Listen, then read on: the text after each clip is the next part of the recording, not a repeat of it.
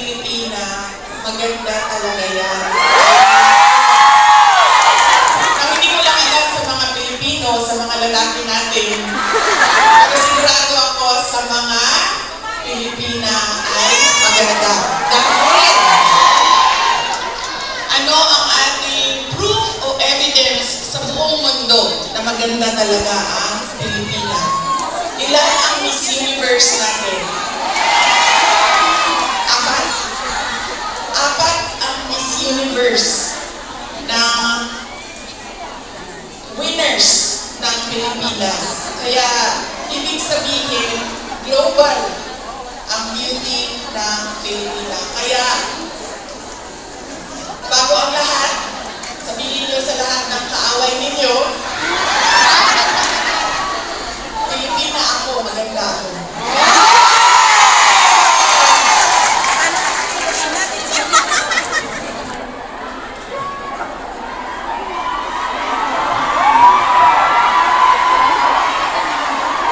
Sabi natin, diba? Para sa Diyos, para sa bayan, para sa bawat pamilyang Pilipino. Nauna, ang pasalamat ko sa Hong Kong government, pero ang unang pasalamatan natin ay ang Diyos. Para sa araw na ito, para sa magandang araw na ito, at para sa oportunidad, pagkakataon na ibinigay niya sa atin na magsama-sama ngayong March 9 dito sa Hong Kong. Dinala niya tayo lahat dito para sa bayan. Yan po ang pagpapasalamat natin sa ating Diyos. Dahil binigyan niya tayo ng isang araw ulit na magising, mag-ayos, pumunta dito at pag-usapan ang Thanksgiving, pagpapasalamat at pag-usapan ang ating bayan.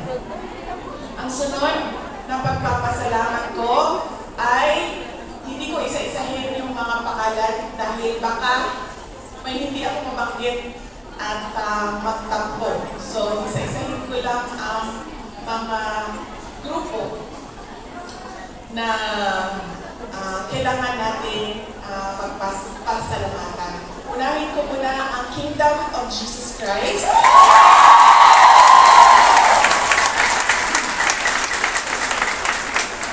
Dahil sa kanilang pagod, luha at pawis para mabuo ang ating Thanksgiving ngayong umaga na ito.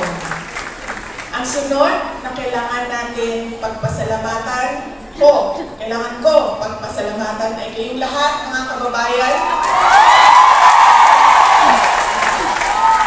namin, mga kababayan namin dito sa Antiba, galing pang Pilipinas. Marami tayong mga bisita na galing Pilipinas, galing Hong Kong, galing Macau, meron pa galing sa China, at meron galing Japan. Si Banat Bay, galing Japan. Sa inyo, dahil ibinigay ninyo ang oras ninyo ngayong araw na ito. Marami sa inyo kailangan maglaba. Wala, day off po, day off.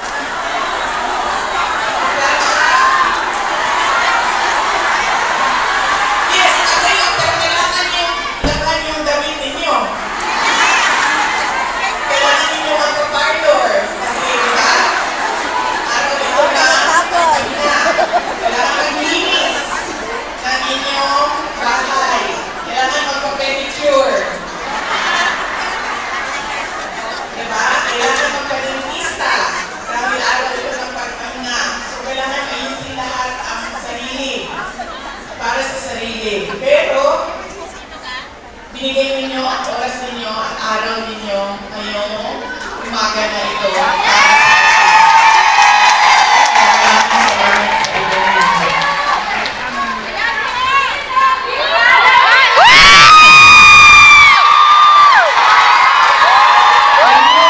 Kanina, habang naglalakad ako, kasi malapit lang kami, so naglalakad lang kami. Ang ganda ng weather ninyo dito sa Hong Kong, no? Nakakaganda siya ng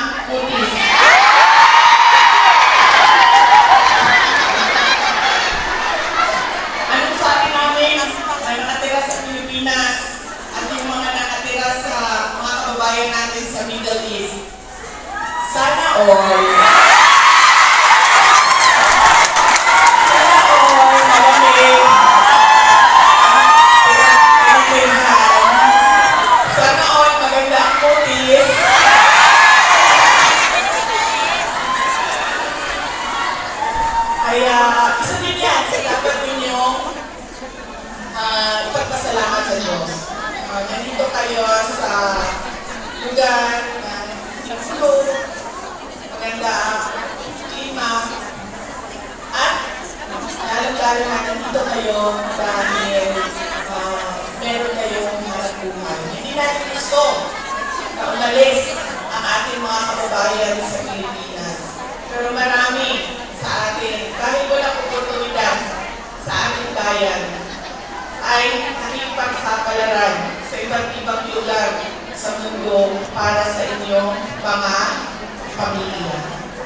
Kaya yun ang sunod natin na pagsasalamatan, yung ating mga mahal sa buhay. Bawat pamilyang Pilipino, kailangan natin magpasalamat sa kanila dahil binibigyan nila tayo ng lakas, sinusuportahan nila tayo, at tinutulungan nila tayo sa ating pakikipagsapalaran sa ibang lugar. Ayaw nila mamalis kayo, ayaw nyo rin na iwanan sila.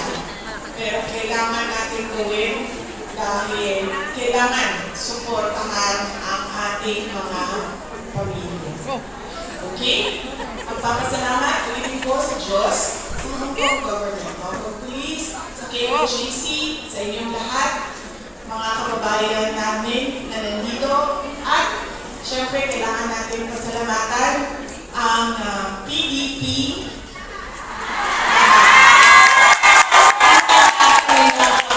laban, no? PDP na lang, no?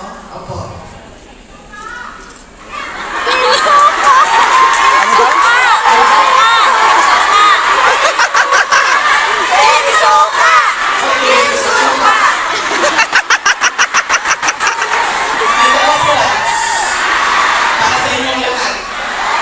Inutusan silang bumili ng suka. Nagkakitaw silang sinama. Sinamak. Nagdala po silang pinamurat. Bagay na sa lechon Macau, pinamurat. Hindi na dito, maglakaw ko dito. Ano galing? Ay, sorry.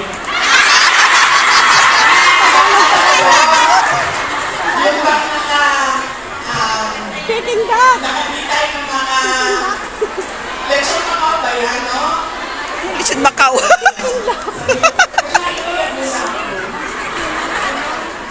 Sabi ko, ay, picturean ko na lang muna. Nandito sa aking cellphone yung roasted duck at yung roasted goose. Roasted goose. Goose pala. Yung pala ibigay sabihin ng ng lechon Macau, yung goose.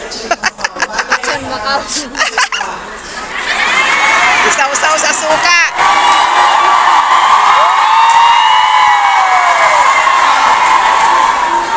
Ano ba ang bagay sa suka? Hindi mo mo!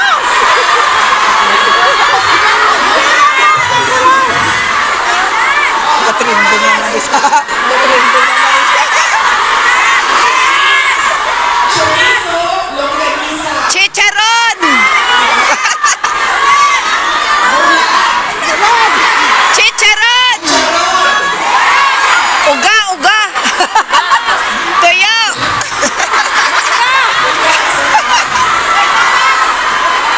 Manggagamit. Kinilaw.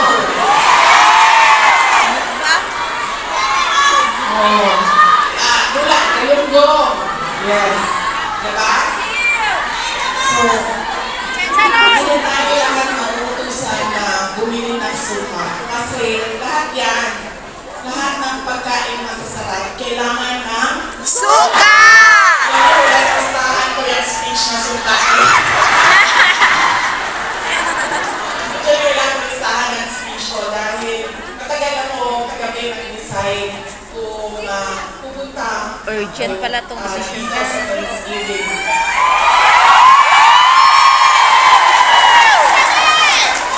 Kaya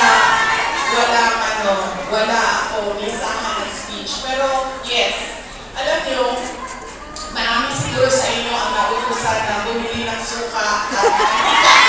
Suka kaya. Tauyo.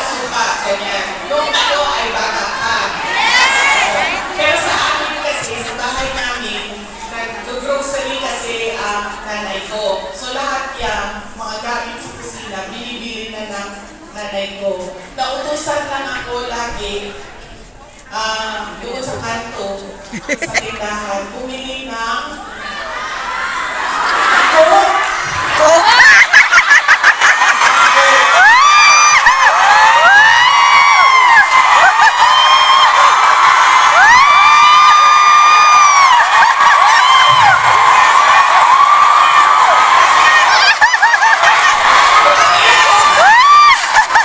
Hindi joke yan, ha? Totoo yan. Alam mo, di ba, ang 5 pesos lang ang Coke noon? 1980s? Best pa nga ata siguro, 5 pesos. Mga 4 pesos ang Coke noon. So, meron natin yung papel na green na 5 pesos.